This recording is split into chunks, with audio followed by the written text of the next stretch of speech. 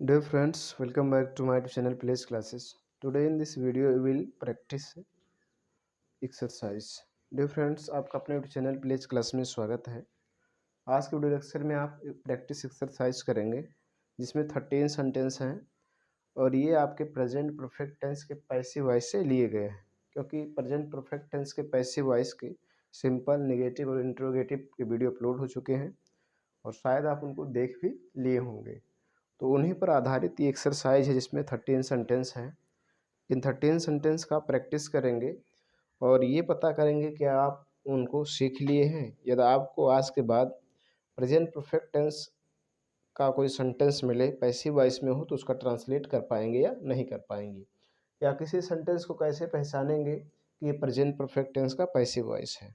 तो dear friends, जैसे कि मैंने हर वीडियो लेक्चर में आपको बताया था, जा चुका है, जा चुकी है, जा चुके हैं, जा चुका हूँ, जा चुकी हूँ, गया है, गई है, गए हैं, किया है, की है, किए, इस प्रकार से अगर आए और उसमें एक और क्रिया हो तो आपका प्रेजेंट परफेक्ट टेंस का पैसिव वॉइस होगा।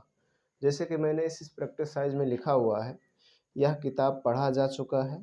देखिए, जा चुका है। तुम्हें जॉब से निकाल दिया गया है, गया है अंत में आया है। राम को यहाँ आने से मना कर दिया गया है, तो गया है आया है। अब देखिए, मना करना एक और क्रिया है, निकालना एक और क्रिया है, पढ़ना एक और क्रिया है। उसे नहीं मारा गया है तो गया है, मारना एक और क्रिया है। अर्थात गया है, गई है, गए हैं, जा चुका है, जा चुकी है, जा चुके हैं, किया है, की है, किए हैं, लिया है, दी है, दिए हैं, ये सब इसकी पहचान है जब उसमें एक और क्रिया हो तब। लेकिन अगर यही मेन वर्ब का काम कर रहे हैं तो वो प्रेजेंट परफेक्ट टेंस होगा, बट वो पैसिव वॉइस नहीं होगा। ये बात आपको ध्यान रखना है।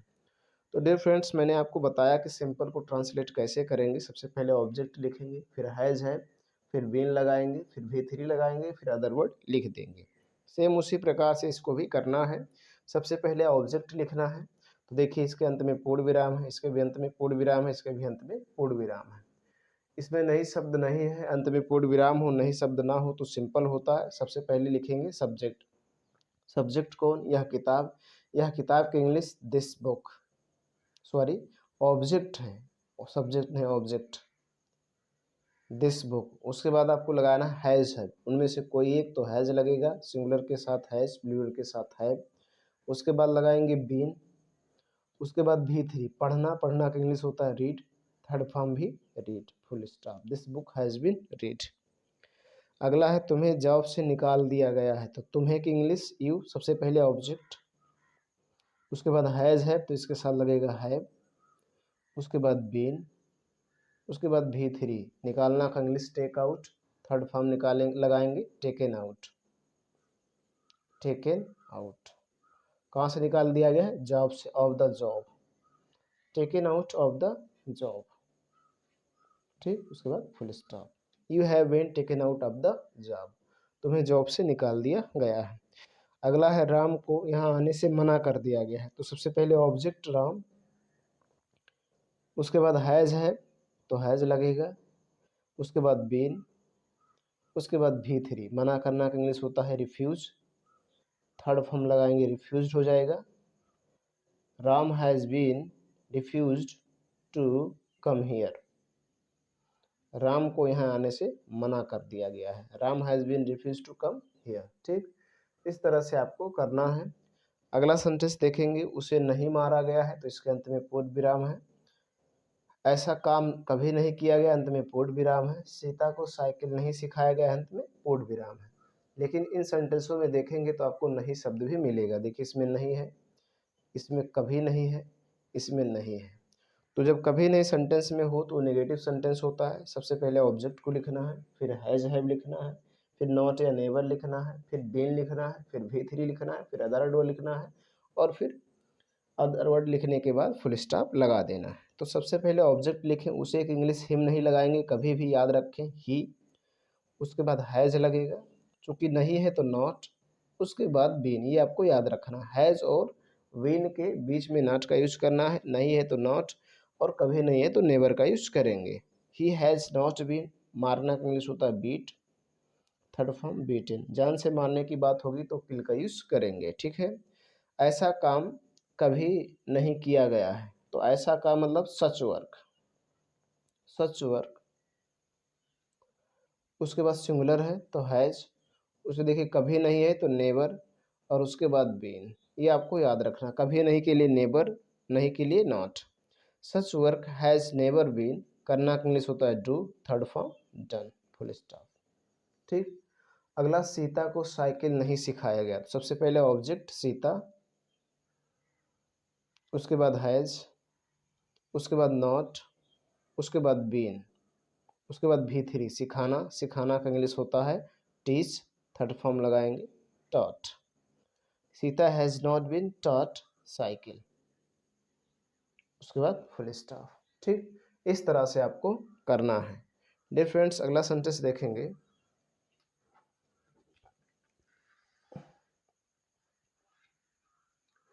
डियर फ्रेंड्स, अगला सेंटेंस देखिए, सभी के अंत में क्वेश्चन मार्क है। यहाँ भी क्वेश्चन मार्क, यहाँ भी क्वेश्चन मार्क, यहाँ भी क्वेश्चन मार्क, और यहाँ पर फुल स्टॉप है। अर्थात 4 सेंटेंस, 1 2 3 4, जिनके अंत में क्वेश्चन मार्क है। तो डियर फ्रेंड्स, शायद आपको पता होगा कि किसी भी सेंटेंस के अंत में क्वेश्चन मार्क आए तो इंट्रोगेटिव सेंटेंस होता है। इंट्रोगेटिव सेंटेंस 2 प्रकार का होता है, एक स्नो टाइप और एक WS टाइप। शुरू में क्या हो, अंत में क्वेश्चन मार्क, तो स्नो टाइप होगा, उसका जवाब ऐसे या नो दिया जा सके। शुरू में क्या ना हो, अंत में क्वेश्चन मार्क हो, WS टाइप होगा। ठीक। अब देखो, क्या उन्हें बुलाया गया है, तो आप कह सकते हैं यस या नो, अर्थात इसका जवाब आप यस या नो दे सकते हैं। तो स्नो टाइप हो गया।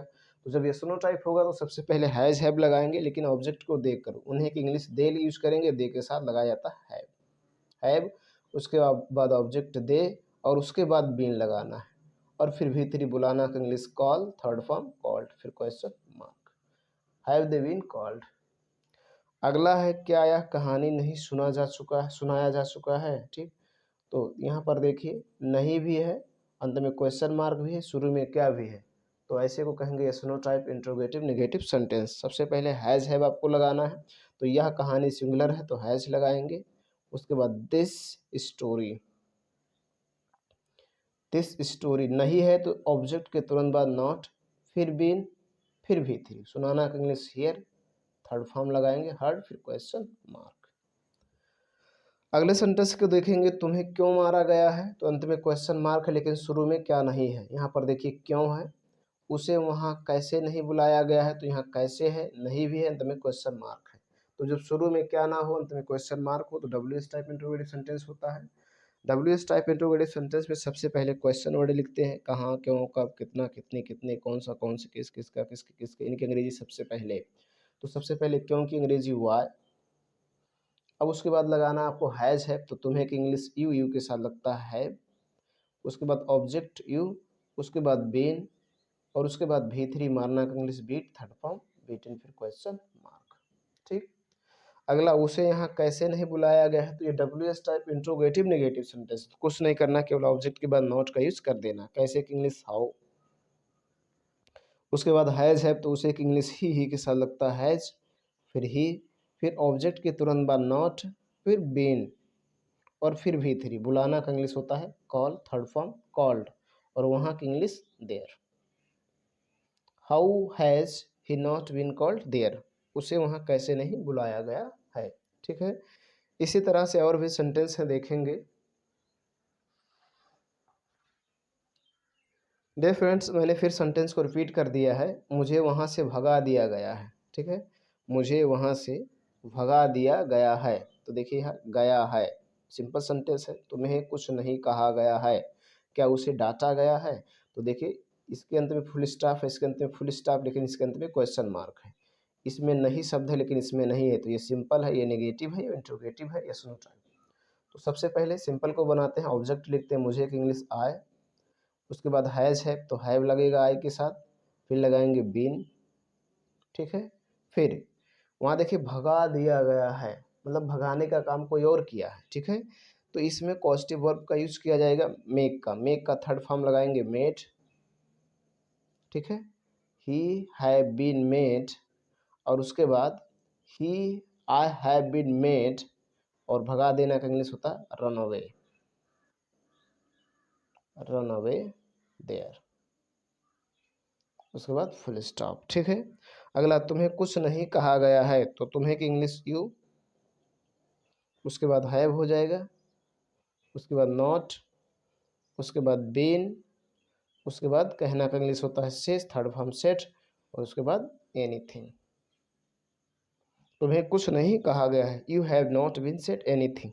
डियर फ्रेंड्स, इस सेंटेंस को ऐसा भी कर सकते हैं, you have been said nothing, you have been said nothing, इसका भी ट्रांसलेशन ऐसा भी कर सकते हैं। अगला है क्या उसे डांटा गया है, क्या उसे डांटा गया, तो शुरू में क्या हो, अंत में क्वेश्चन मार्क हो, जवाब यस या नो हो तो W S type, sorry yes no type होगा। सबसे पहले हैज़ है तो हैज़ होगा, क्योंकि उसे का इंग्लिश होता है ही के साथ हैज़, और डांटना का इंग्लिश होता है स्कॉल्ड, सॉरी यहाँ पर लगाएंगे बीन। स्कॉल्ड, स्कॉल्ड मिस होता है डांटना, थर्ड फॉर्म लगाएंगे स्कॉल्डेड, फिर क्वेश्चन मार्क। ठीक, इस तरह से करना है। डियर फ्रेंड्स, मैं उम्मीद करता हूँ इस एक्सरसाइज के करने के बाद आपको निश्चित है कि प्रेजेंट परफेक्ट टेंस के पैसिव वॉइस बिल्कुल क्लियर हो गए होंगे। फिर भी अगर कहीं किसी प्रकार के आपको कोई डाउट है तो कमेंट बॉक्स में कमेंट करें, आपकी रिप्लाई दी जाएगी। वीडियो पसंद आया हो तो लाइक करें, चैनल पर पहली बार आया हूँ तो आपसे रिक्वेस्ट है कि चैनल को सब्सक्राइब करें, साथ साथ बेल आइकन भी प्रेस करें ताकि जो मैं वीडियो अपलोड करूँ उसका नोटिफिकेशन आपको मिलता रहे। आज की वीडियो लेक्चर में इतना ही, धन्यवाद।